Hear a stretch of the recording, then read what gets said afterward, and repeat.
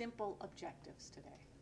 My objectives today are to convince you of the value of goals and measurement as a powerful management tool, and to enlist you in helping government organizations use those tools to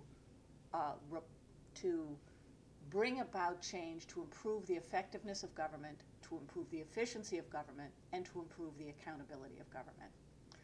Now, part of what I also want to talk to you about is a report I've done about the federal government's history in performance management, its experience in performance management, what it has learned from that experience, and what it should do in the future. So I hope to offer recommendations to the next administration, the Obama administration, on performance management. Let me begin, though, with laying out my assumptions about why it's important to use goals and measurement in government. One answer to that, obviously, is that the Government Performance and Results Act mandates federal agencies to use goals and measures. But that's not why I think all agencies should embrace goals and measurement. I think they need to use them because they're useful. Goals and measurement, simply stated, are some of the most powerful leadership and management and communication tools available to government leaders and to government agencies.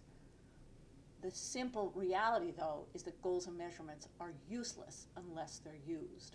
It's not enough just to put them in the reports that the Government Performance and Results Act requires. It's essential to use those goals and measurement, and to use them for 4 distinct purposes: to communicate, to motivate, to illuminate, and to allocate. For 4 distinct purposes: to communicate, to motivate, to illuminate, and to allocate. You need to use goals are an incredibly powerful tool, whether we're talking about the high-level goals or specific targets that cascade down from those goals. They're a wonderful shorthand for communicating to people in your organization, to people across your delivery partners, to those whose behavior you're trying to influence, to the public, and to the congressional leaders who need to make choices.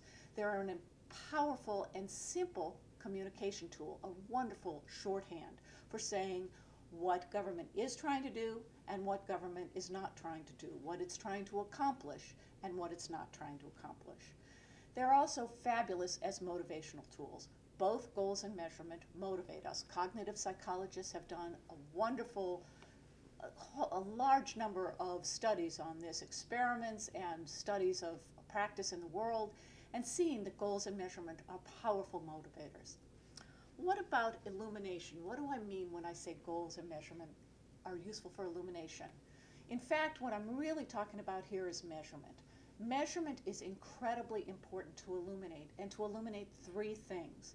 It helps illuminate the problems or the conditions that government is trying to tackle, to improve, to make better conditions. Sometimes it's good things government wants to have grow, and sometimes it illuminates just bad things that government wants to slow down, unwanted incidents like fatalities or oil spills or things like that, or even late permit response times. And measurement illuminates.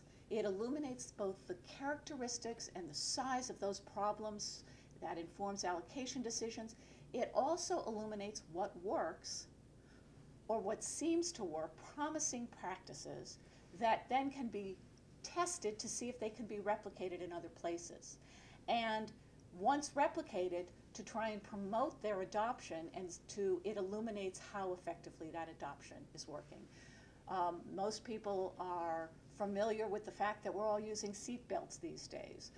And the reason we're using seat belts is because the National Highway Traffic Safety Administration actually studied experience in the states and different states and looked at their fatality rates and noticed that there was a big decline in fatality rates in California one year, and when they followed up to find out why, discovered it was because California had adopted a primary enforcement law. NHTSA, National Highway Traffic Safety Administration, then tried to worked when other states who also saw that experience wanted to try replicating that experience in their own states, and NHTSA provided support to those states, including helping them measure the change in fatalities. And so what you have there is an illumination of what works, of promising practices worth testing to see if they're replicable, and then trying, if they are replicable in other places, for other industrial sectors, if they are replicable, to try and promote their adoption. Measurement is also really useful for finding what doesn't work. And so that if you find, whether it's a regional office that has performance that's not as good as others, whether it's a state program where in fact the feds are depending on states or local governments to accomplish their objectives, if you have performance in one place that's not as strong in others, it triggers a focused follow-up question. Why? Is there something we can do? So you want to use measurement to illuminate, to communicate, to motivate, to illuminate, and then of course to allocate.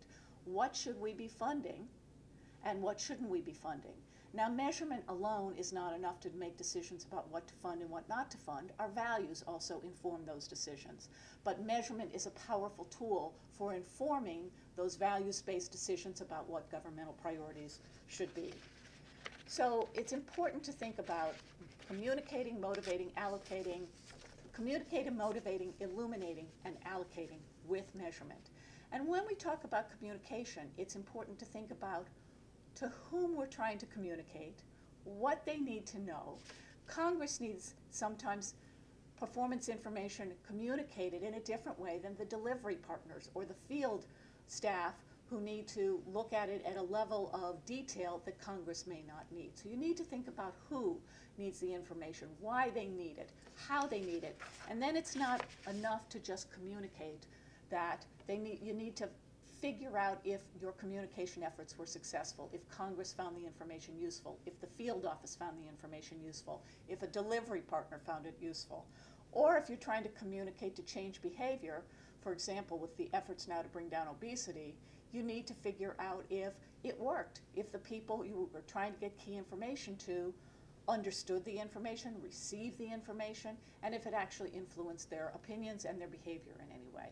So the measurement illuminates that way, and then of course it allocates.